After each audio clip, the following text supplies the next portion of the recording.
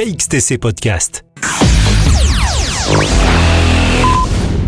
Le samedi 26 et dimanche 27 juin 2021, à l'Institut culturel Bernard Magret, Château-la-Bottière, à Bordeaux, en Gironde, se tiennent les salons Voyage et Culture, ainsi que Livres et Patrimoine. Nous avons demandé à Olivier Bertolino des renseignements complémentaires sur ces deux salons.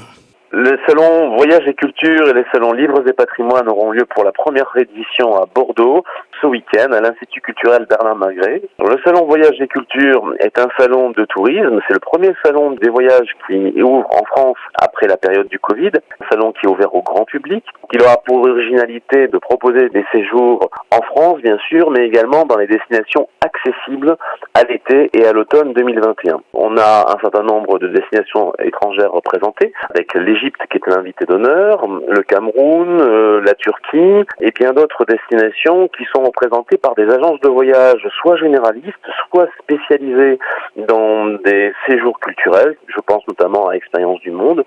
On a également pour le volet français tout le Béarn, le proche Béarn, pour le tourisme de proximité. Et puis nous avons également des routes originales, notamment les chemins de Compostelle, mais surtout des exposants qui se font assez rares sur les salons, notamment les routes des impressionnistes qui regroupent un certain nombre de parcours en France et en Europe à partir justement de la vie de ces illustres peintres. Ça c'est pour le volet voyage.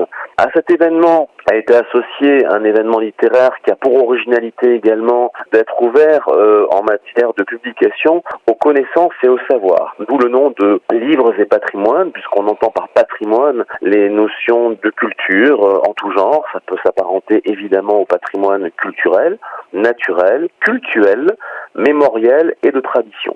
Dans ce registre-là, nous avons un certain nombre de maisons d'édition qui proposent des ouvrages d'art, notamment Citadel et Masno, qui proposent des ouvrages sur Chagall, Picasso et les grands peintres de l'impressionnisme, bien entendu. On a des maisons d'édition qui proposent également des illustrations de très haute qualité à partir de poèmes d'Éluard ou d'Aragon. On a bien entendu en matière de régionalisme sur le bassin aquitain des maisons d'édition également qui proposent des revues ou des ouvrages vraiment traditionnels et sur le patrimoine traditionnel régional. Et il y a également tout un volet pédagogique.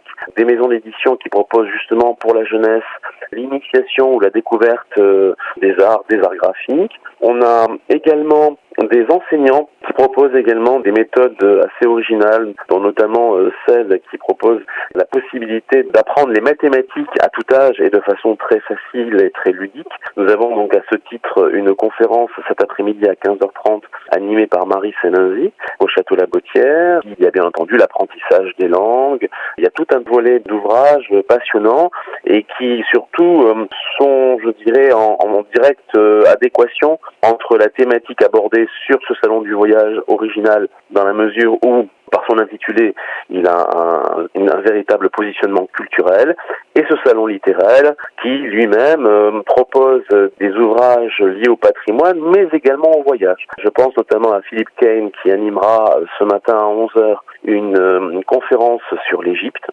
invité d'honneur. C'est un célèbre égyptologue, auteur de romans historiques. Les horaires, c'est 10h, 18h. L'entrée est libre. Il n'y a pas besoin de passe sanitaire. En revanche, il y a une préinscription des visiteurs qui doit se faire sur le site internet du salon, www.salon au pluriel-6bo2.fr. KXTC Podcast.